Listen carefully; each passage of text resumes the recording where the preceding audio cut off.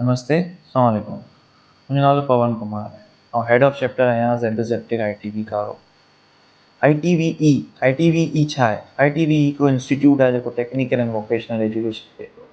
Technical and vocational education जो मतिलबु आहे फ़नी ऐं हुनरी तालीम। यानी कि तव्हांजे नॉलेज सां गॾु गॾु तव्हांखे प्रैक्टिकल स्किल्स ॾिना वञनि था, जेको तव्हां 6 महीननि जे अंदरि 6 महीननि जे अंदरि पंहिंजे पेरनि ते बीह पंहिंजी फैमिली जो सरमायो बणिजी सघे। अहिड़ो को बि इदारो न आहे जिते टी वेट न आहे। अगरि असां हिकिड़े नॉर्मली रूम में बि वियूं था, उनमें बि लाइट, पंखो, AC, इहे सॼो टी वेट आहे। जीअं AC जो अगरि आहे त हीट वेंटिलेशन ऐं एयर कंडीशनिंग जो कोर्स आहे असां वटि। ईअं ई अगरि लाइट पंखे जी ॻाल्हि था कयूं त इलेक्ट्रिकल जो कोर्स आहे असां वटि। ईअं ई असां वटि ऑटो मैकेनिक जो कोर्स आहे, वेल्डिंग जो कोर्स आहे। इन सां गॾु गॾु बेकरी प्रोडक्ट्स, कुकिंग जा कोर्सिस आहिनि। तव्हां होटलिंग ॾिसो था, रेस्टोरेंट्स ॾिसो था, जिते जॻह जॻह ते इहो असांजो हर जॻह ते हुनर आहे। हर उहा जॻह जिते जिते होटल्स आहिनि, जिते जिते इहे शयूं उते हुनर आहे।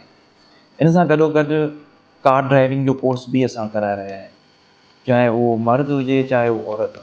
Sindh integrated health and women empowerment जी तरफ़ां 6000 फीमेल्स खे यानी कि ख़वातीन खे असां कोर्स कराए रहिया आहियूं सिंध जी 30 डिस्ट्रिक्टनि में अंदरि, जंहिंमें अलॻि अलॻि शोबा आहिनि। जीअं तव्हां गारे जो तव्हां खां ज़िक्र करियां त सेप्टिक गारो में असां वटि bakery products, domestic tailoring, beautician, live stocks ऐं इन खां ॿिया बि कोर्सिस कराया पिया वञनि, जंहिंमें असां फीमेल्स खे ट्रेनिंग ॾींदासीं ऐं उहे छोकिरियूं जेके आहिनि क़ाबिल थी पंहिंजे पेरनि ते बीहंदियूं, उनखे असां फाइनेंशियल असिस्टेंस बि ॾींदासीं। फाइनेंशियल असिस्टेंस मां मुराद असां हिननि खे फंडिंग्स बि कराईंदासीं, सरमायाकारी बि कराईंदासीं, ताकी हू पंहिंजो बिज़नेस खोले सघनि, पंहिंजे पेरनि ते बीहे सघनि। ईअं ई अगरि तव्हांखे बि जेको सो पंहिंजा कोर्सिस करणा आहिनि, कंहिं शौक़ु आहे कंहिं बि शोबे जे अंदरि, चाहे हू मर्द हुजे चाहे हू औरत हुजे, ज़ेप्टेक गारो में विज़िट करियो, सां वटि अचो, असांजे सोशल मीडिया प्लेटफॉर्म ते विज़िट करियो।